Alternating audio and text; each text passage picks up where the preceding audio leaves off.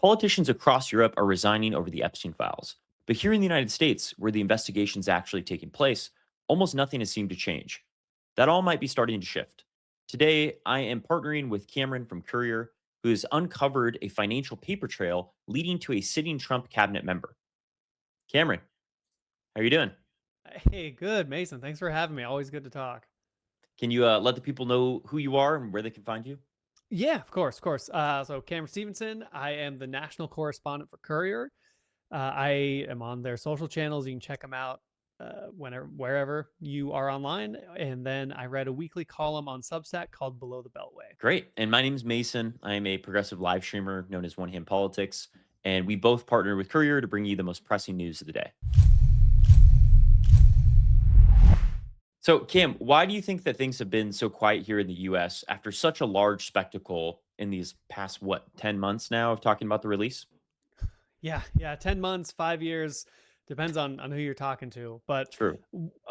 there's a few reasons. One is the most immediate, which is that the Trump administration has closed its investigation. And so what they have already said is anything anyone finds doesn't change the fact that they think that even though this was a multi-billion-dollar sex trafficking operation where there's thousands of victims, there were only two perpetrators, Ghislaine Maxwell and Jeffrey Epstein. And they have said that they will not investigate anyone else. So on the immediate, that's kind of why, is because people find stuff and they say, well, what now? Like, where does this go? Who's going to do something with this?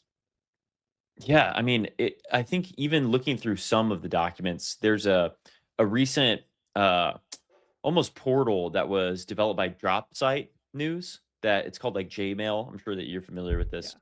But even just perusing some of the documents is some of the most obscene conversations that I've ever seen. And these are not just from Jeffrey Epstein. These are also perpetrators that are sending emails to Epstein himself. I mean, we can see that just in the address to and from. And while the name is redacted, we know that this is not Ghislaine Maxwell. So I don't understand how they can justify not investigating. But I was reading a little bit about it, and there seems to be some consequences that are happening overseas. Why do you think that there's like that dichotomy between people that are held accountable here in the US versus those that are held accountable across the country or across the Yeah. world? Well, there's a few reasons. One is that a lot of these countries where we're starting to see accountability, Norway, Sweden, the UK, there's a smaller concentration of people from those countries who are associated with Epstein, right? Mm. Like in the United States, you apparently you walk into a room of 100 billionaires and 99 of them are involved with Epstein in some way. Whereas in different countries, it's a couple of people. And so Mm. journalists there have been able to find people involved in politics or even members of royalty from European countries who were associated with Epstein. They've reported on it, and their governments have announced that they are going to investigate. Not only that, but the people, if they're still in office, they've resigned. They say, Mm. this is embarrassing. I'm ashamed to be associated with this man.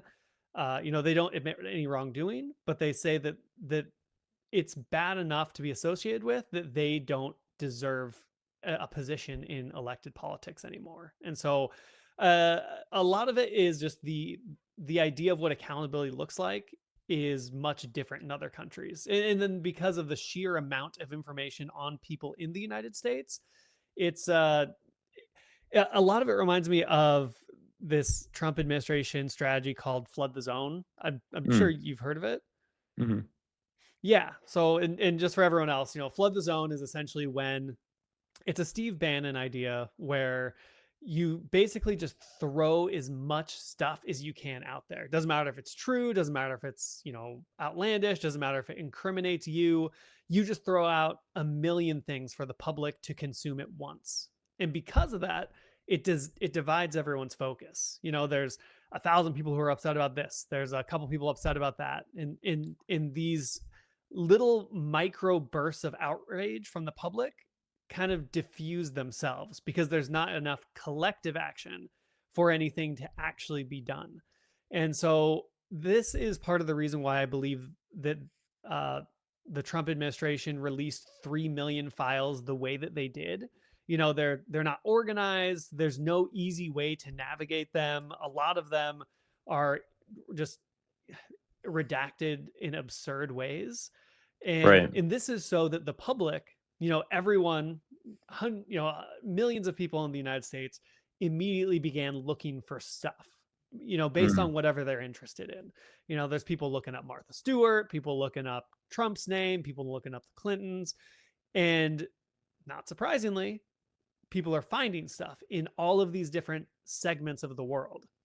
Mm. And so there's this fire hose of outrage in these little ways in all these different topics. But up until, I would say, this last weekend or the past couple days, there hasn't been any collective outrage coupled with actual material that can be used in court, Mm. to get any motion going on. Which is why I think we haven't seen very much in the way of accountability yet. Mm. So it's almost fracturing off the public so there can't be a coordinated effort to actually go after those that are the orchestrators or should be held the most accountable. Obviously, we Yeah. want to make sure that every perpetrator is out in full transparency, but we can certainly point to those that are either the main perpetrators or orchestrators, I guess, of this continuous cover up operation. Yeah. I mean, that reminds me a lot of like people being confused on why Trump says such outlandish things on social media or why, he'll completely pivot to something that's not related to any of his agenda for the week. And it really does seem to be he's drawing attention away from people actually seeing what's happening or what's changing across the country, which is exactly what you're saying with the flood the zone strategy. Um, yeah, I guess I'm having a hard time reconciling that idea that it's like a cultural issue where like other countries can recognize, oh, we have these people in high positions of power that we should hold accountable because of the crimes that they've done. But that's just so pervasive in the United States. Like, what does that really say about what we pay attention to? Or is it more just our channels of information are not good at distributing what the truth is? Yeah, I mean, I think it's honestly a little bit of both. Mm. A lot of our channels of communication are now owned by far right billionaires and corporations Mm. that benefit from the public consuming stuff on their platforms and being, bought in by rage bait and clickbait and whatever other type of bait there is out there, that they're able to control what information we get. The Mm. Trump administration, they have become very effective at just putting out tons of absurd stuff, never apologizing for anything, never admitting wrongdoing, never saying, this is, never owning up to a mistake, essentially. And I think that has a lot to do with it too, because if you can't admit a small mistake, how are you going to call out the president of the United States for being involved with Jeffrey Epstein? Because that would be admitting a massive mistake on the part of the Republican Party. Yeah. Do you think it's more that they're just not willing to point at Trump? Because there's definitely been a shift. I know that, I mean, Trump didn't want these files released in the first place. He said this was all a hoax. There are no files. He's contradicted his own story on multiple occasions. But the American people still did force Congress to make that decision to release the Epstein files, or at least force the Trump administration to do so.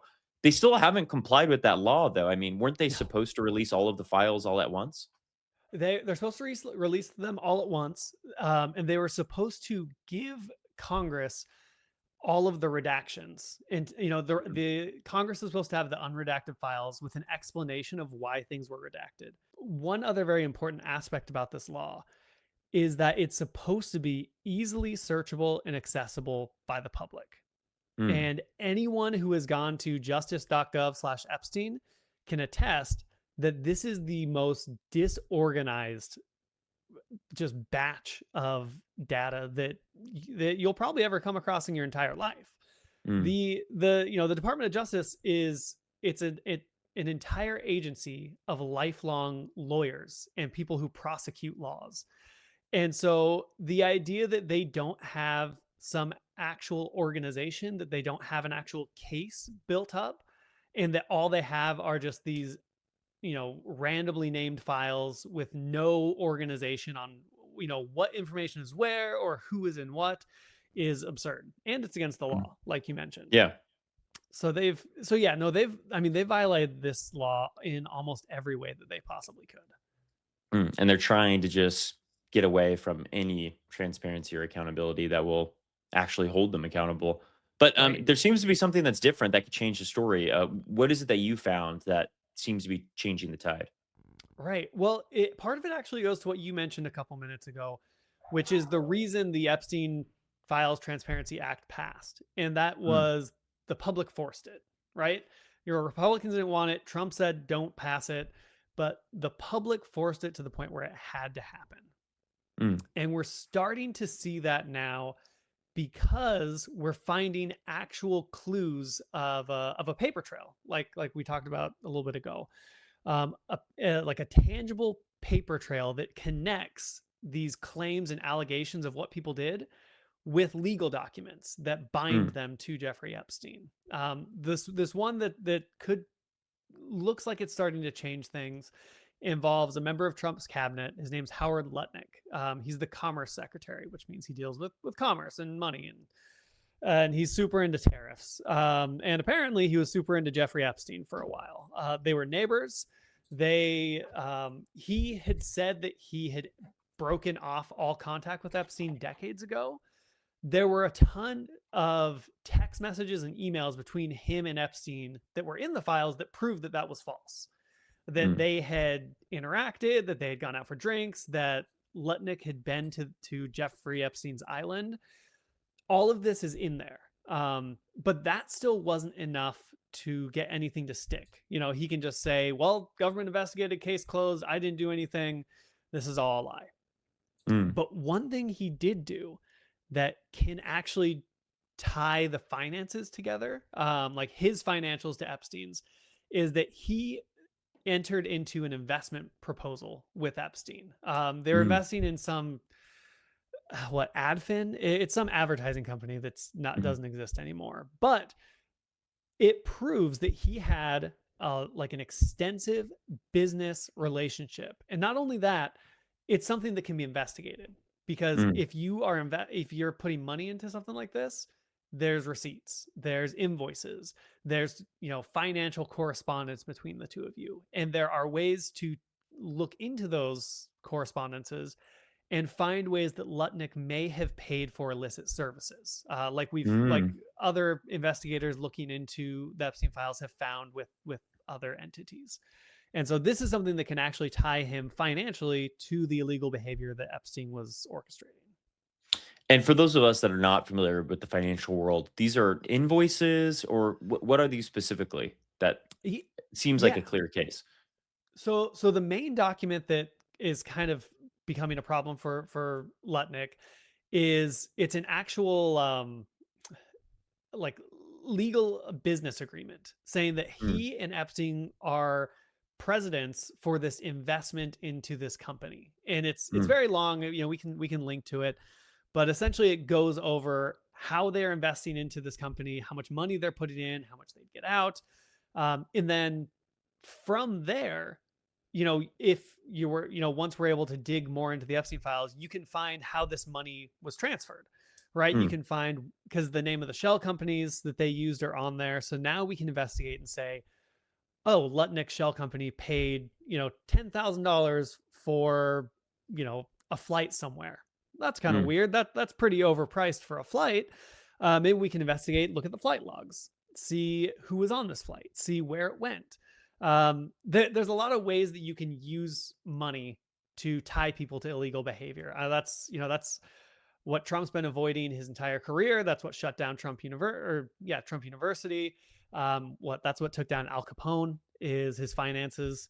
It's just a way that investigators can tangibly connect allegations to what's going on in the real world. Because Epstein, as much as he was a depraved person who enjoyed doing these atrocities, one of the things he really loved was getting money for it and mhm. documenting who did it so he could have blackmail on them. And so now we know that Lutnick had like a monetary relationship with him, and then that can be used to investigate what that actually looked like. What's the reaction to all of this discovery in Washington right now? Like, are there any lawmakers that are actually calling for consequences because of this? Yeah, this is the first this is the first time. We're actually seeing so Representative Tom Macy, he's the representative from Kentucky, and Hmm. he's the one who initially kicked off the Epstein Files Transparency Act, along with Ro Right. Khanna from California.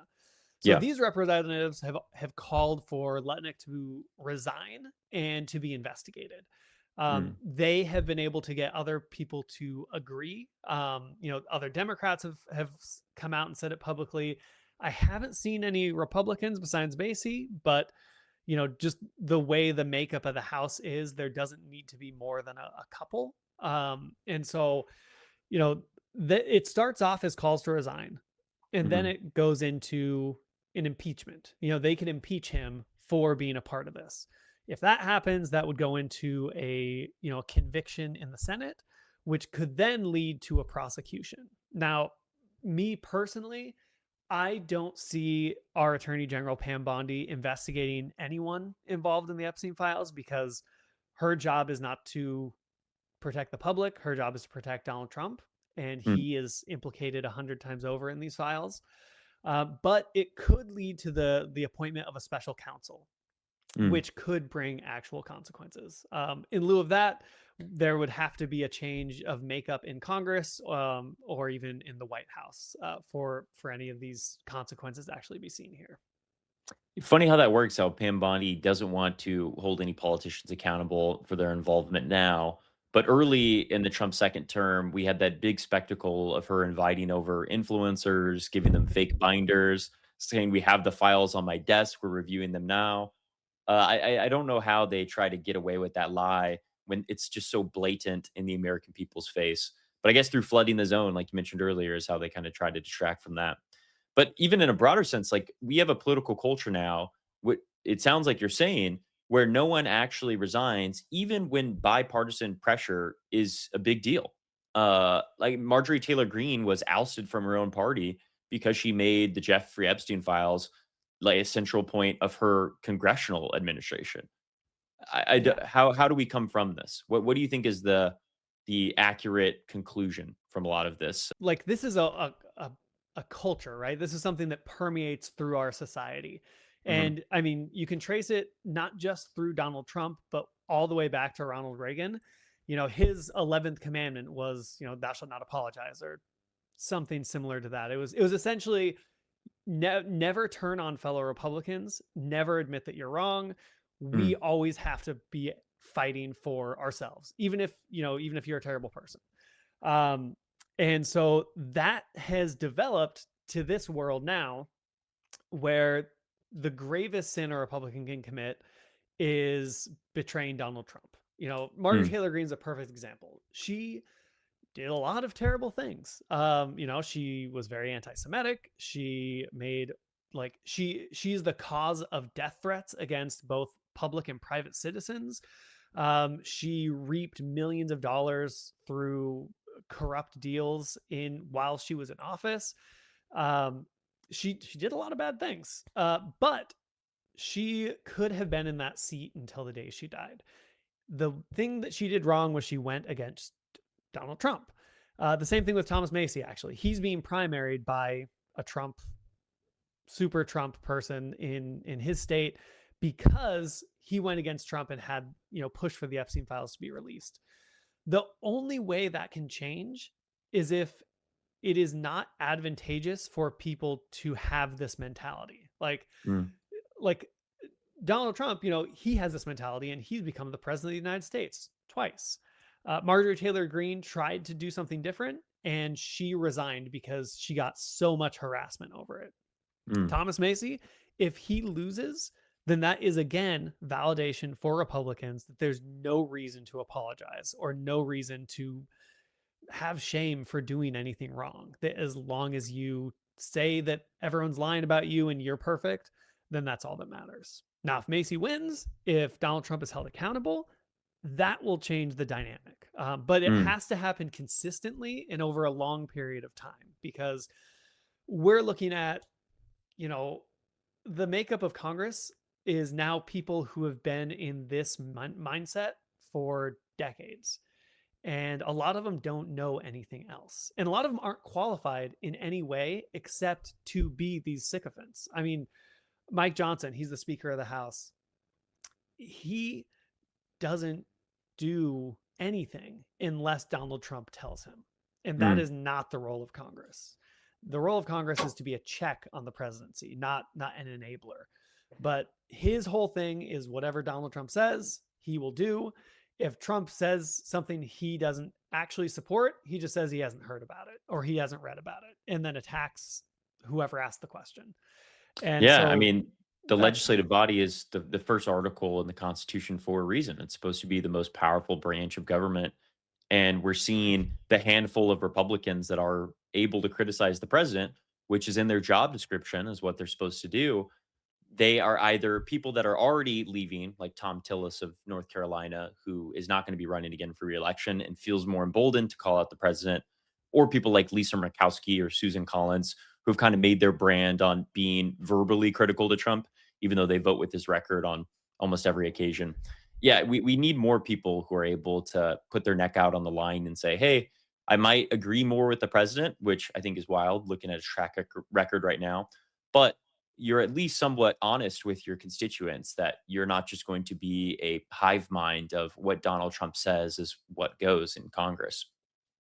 right. But I mean, that really comes down to what the voters who vote them in office want. Do they Right. want that hive mind? Do they want that, winning mentality at all costs? And how long is that an effective strategy? I mean, we're already seeing, I mean, since the day he was sworn in, support for Trump has just been eroding, very Yeah. quickly. There are Republicans, what, over 30 Republicans aren't running for reelection in the House because they Hmm. they don't want to be they know it's a losing battle, so why bother? Yeah. Um I mean, if that trend holds, then there is an argument for bringing back respectability in politics, I guess, for lack of a better word. Yeah. If we can't trust our representatives to hold politicians accountable or hold people in high positions of power accountable, it does put the onus on the people. And that speaks to what we were saying earlier about how there needs to be coordinated momentum of outrage that pushes these things into the light. If Yeah. our viewers were wanting to go through the documents themselves or want key specific terms to search in these Epstein files, what would you direct them towards? What would be your advice if they wanted to peruse a lot of these documents? So if you're just looking for salacious stuff, if you're just looking for accusations or, testimony, honestly, just try type in Trump's name and you'll Mm, get more than what you need. um, you'll get enough to want to drink bleach and pour it in your eyes. But if you're looking for something a little bit more tangible, something that can be used, what I'm doing is looking for, again, this paper trail, finances, transaction history. There are four banks who have settled out of court with the victims of Jeffrey Epstein by the tune of hundreds of millions of dollars because jeez. because they have essentially facilitated his operation. Like, they have allowed him to do, money laundering, and he was filtering money through Russian banks that are sanctioned because they deal with human trafficking. Four banks have already paid out because they know that they have done this. Mm, Their documents are in these files. That's the Bank of New York Mellon, uh, J.P. Morgan Chase, Bank of America, and of course, Deutsche Bank. Those four banks, if you look up stuff, documents, transaction history from them, you'll probably find something. Also, if you look for um, any document with it's called a KYC. It's called a Know Your Customer check. It's mm, something banks are required to do when there are suspicious accounts and people who pose a risk. mm, Epstein was very much tracked as a risky client for banks, but that didn't stop them from banking him, from letting him conduct his activity. They did conduct these KYC checks. I found a few of them. They break down what they saw his risks as, and mm. and those provide clues. And again, a paper trail to show us how he was able to build this network and how he was able to actually financially fund his sex trafficking operation. What do you think is like the best case scenario through all of this? Are there people that are going to be held accountable? Is this more of like a case test on what our culture needs to shift to? What do you think? I think people will be held accountable. I think the administration greatly underestimates how, I don't know if obsessive is the right word, but how this has become a monocultural event is uncovering something in the Epstein files. Also, as we're going to see accountability in other countries, that's going to make people very angry that we're not seeing accountability here. Right. Now, how that looks, I don't know. It's going to take some significant change and significant pressure from the public, but I do believe that there will be accountability at certain levels. I can only speculate as to how high that will go. And I think, I mean, the midterm elections right now are really looking like the Democrats will retake the House. And I can't imagine how many investigations there will be once that happens. If the Democrats maintain, holding, or they try to use that momentum to actually hold politicians accountable, which I think will make them seem as the transparent branch in government, the transparent party who doesn't want to just sweep things under the rug. And I really think the onus is on them to make sure that when they do grab this power back, that they wield it as effectively as possible. I hope so. I mean, there are like an absurd number of ignored subpoenas that Democrats have sent to all sorts of people involved in the Epstein files, the Treasury Secretary Scott Bessent, because he's been Mm, withholding these financial documents, mm, and they're just ignoring subpoenas, which it's supposed to have consequences, right. but Republicans aren't enabling or aren't putting those consequences into place. So Mhm. the idea is hopefully that they will be able to use their branch of government effectively, instead of just getting steamrolled. Cam, it really sounds like the one difference between the story fading out and being swept under the rug and consequences actually coming from it really comes down to one thing, and that's whether or not people are paying attention. Yeah, it's people paying attention and the public forcing that attention to be focused, to maintain its eyes on the prize, which is actual accountability and transparency into what happened and consequences for Epstein and his co-conspirators. Well, I'm hoping we get some actual convictions out of this. Thanks so much for shedding that light on the story. I appreciate you always coming in here, Cam. Yeah, yeah, definitely. I'll keep you posted as it goes. This Epstein story is not going away anytime soon. Oh yeah, I think this will be the focal point of Trump 2.0. Yeah, yeah, most definitely.